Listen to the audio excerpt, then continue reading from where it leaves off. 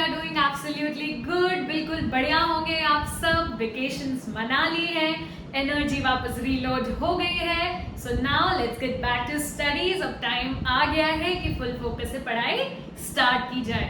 So let's start with the first topic, that is the micro economics versus macro economics. This topic is common in both 11th and 12th। Mostly ये topic 11th में ज्यादा frequently पूछा जाता है, 12th once के लिए इतना important नहीं है, but the basics you should revise. So आपके लिए एक रिविजन टॉपिक होगा एंड 11th के लिए ये नया टॉपिक होगा। So let's start. What is micro economics and what is macro economics? Meaning, सबसे पहले माइक्रो इकोनॉमिक्स होता क्या है? So micro economics is the study of individuals and macroeconomics is the study of aggregates. Let me write first, then I'll explain. What is the study of individuals? Study of individuals मतलब कि किसी एक industry के बारे में पढ़ना, किसी एक फर्म के बारे में पढ़ाई करना, किसी भी एक इंसान के बारे में पढ़ाई करना, that comes under microeconomics. What is aggregates? Aggregate word का मतलब क्या होता है? कोई भी चीज को सम अप करना। तो मैक्रो इकोनॉमिक्स क्या होता है? जब हम पूरी इकोनॉमी के फर्म्स के बारे में पढ़ाई करें, पूरी इकोनॉमी की इंडस्ट्रीज के बारे में पढ़ाई करें, पूरे इंडिया की इंडस्ट्रीज के बारे में पढ़ाई करें, that comes under macro economics. अब ये भाई इसको याद कैसे करें? कोई तो ट्रिक होगी। यस, माइक्रो में आई आता है, यहाँ पर भी आई है, so you can relate to that. यहाँ पर ए है, एग्रीगेट्स ए है, सो आप इसको एज अ टिप ले सकते हैं। Next pointer is where the word micro economics came from. It is a Greek word originated from micros. यहाँ पे के है, सी नहीं लिखते रहिएगा। Again macro economics also originated from Greek word that is macros. Again K है, be careful here. Okay. Next pointer, tools of microeconomics and macroeconomics. ये तो जान है economics की. These are demand and supply. इनके बिना तो economics का पत्ता भी नहीं हिलता।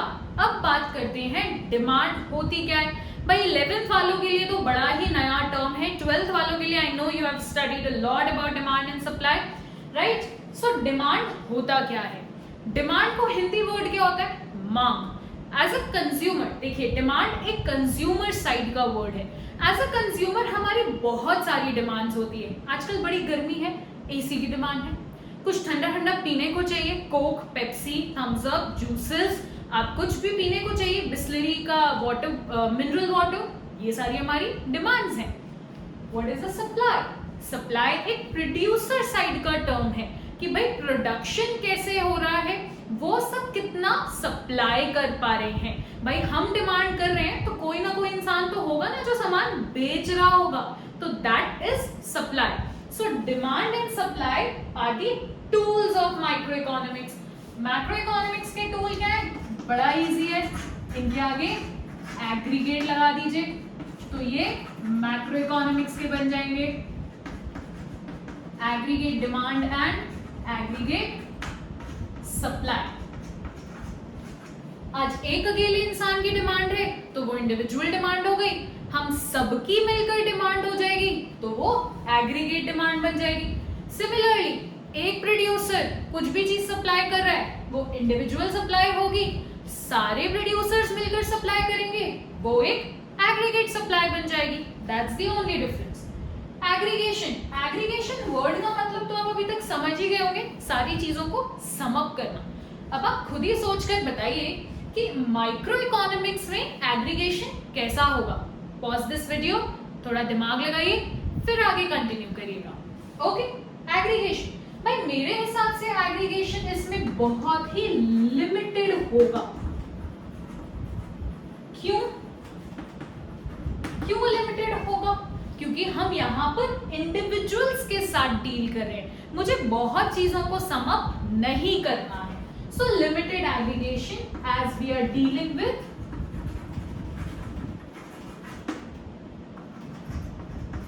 Individual units.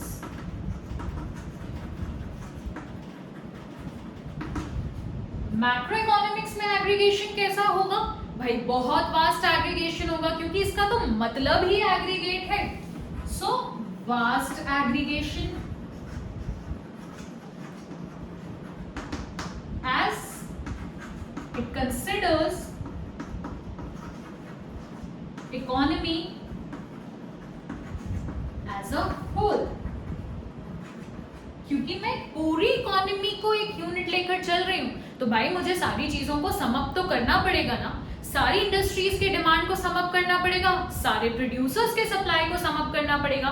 सो एग्रीगेशन तो अच्छे खासे लेवल का हो रहा है। Next pointer is alternative name. भाई इनका निकनेम भी बता दो, जैसे आप सबका निकनेम होगा वैसे इनका भी निकनेम है। माइक्रो इकोनॉमिक्स को हम प्राइस थ्योरी बोलते हैं, मैक्रो इकोनॉमिक्स को हम इनकम एंड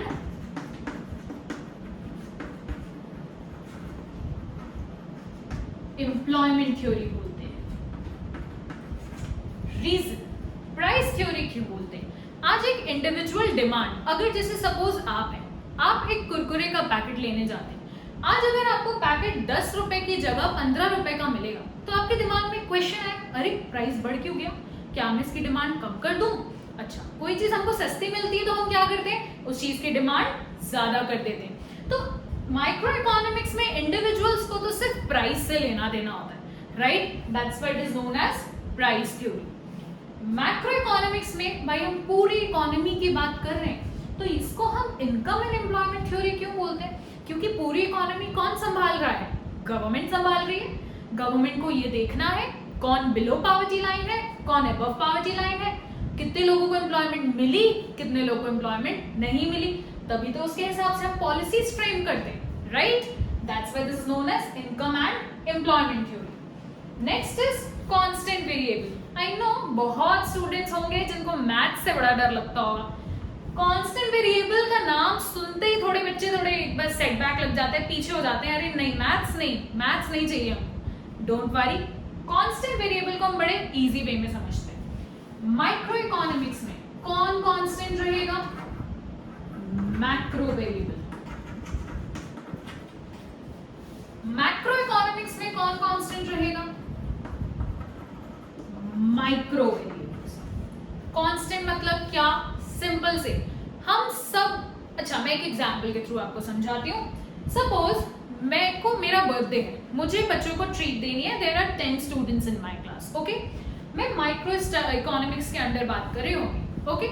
8 स्टूडेंट्स ने बोला मैम हम चॉकलेट आइसक्रीम खाएंगे, 2 ने बोला हम स्ट्रॉबेरी खाएंगे। क्या मेरा फर्ज बनता है कि मैं 2 को इग्नोर करके मेजॉरिटी पे जाऊं, कि मुझे सारों की डिमांड्स पे ध्यान देना पड़ेगा? If I am under micro economics then मुझे एक एक बच्चे की डिमांड पर ध्यान देना पड़ेगा। जिसने एक ने भी अगर स्ट्रॉबेरी बोला होता तो मुझे वो भी ऑर्डर करना पड़ेगा। तो मैक्रो मतलब सारी मेजॉरिटी को मैं क्या बोलूंगी, तुम लोग शांत रहो, तुम लोग की भी ऑर्डर होगी, इनकी भी ऑर्डर होगी। सो मैं मेजॉरिटी पर ना जाकर इंडिविजुअल पर ध्यान दूंगी। तो I will say no majority और क्वाइट, राइट? इधर पे क्या होगा मैक्रो इकोनॉमिक्स में? अगर वही चीज सेम एग्जांपल मैं मैक्रो इकोनॉमिक्स में चलूं तो मैं कैसे जाऊंगी कि नहीं भाई मेजॉरिटी चॉकलेट बोल रही है ना, सबके लिए चॉकलेट आएगी। इंडिविजुअल डिमांड्स को मैं क्या बोल दूंगी, अब आप शांत रहिए, आपकी सुनवाई नहीं है, राइट? तो मैक्रो इकोनॉमिक्स में क्या होता है, माइक्रो को हम बोल देते भाई तुम माइक्रो फैक्टर्स तुम शांत बैठो। माइक्रो इकोनॉमिक्स में मैक्रो फैक्टर्स क्या बोलते हैं, तुम शांत बैठो। That is the meaning of the word constant, okay? Now last is the example. Microeconomics में हम example क्या ले सकते हैं? Individual output,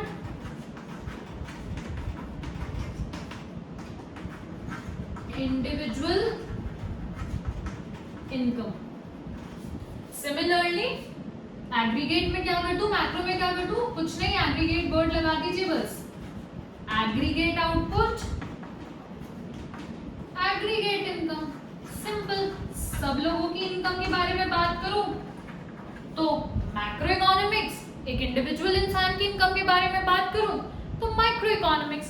as simple as that. So here we have covered the topic of micro economics versus macro economics. कितने pointers थे?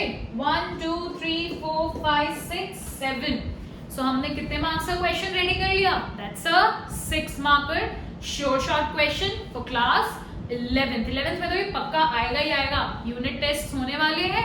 This question आप बस इतना करिएगा, इसमें थोड़ा इसको स्टेटमेंट्स में फ्रेम कर लीजिएगा, जैसे मैंने यहाँ डिमांड एंड सप्लाई लिखा है जस्ट फॉर एग्जांपल, तो आप ऐसे लिख दीजिएगा the basic tools of micro economics are demand and supply, and थोड़े स्टेटमेंट्स में कन्वर्ट कर लेंगे तो आपका आंसर बिल्कुल रेडी है। ओके, सो नेक्स्ट वीडियो में मिलेंगे हम आपके रिस्पेक्टिव टॉपिक्स के साथ 11th and 12th। Till then, subscribe to my YouTube channel, press on the bell icon, and you can also follow me on Instagram. I'll mention it here. Till then, tada, bye bye.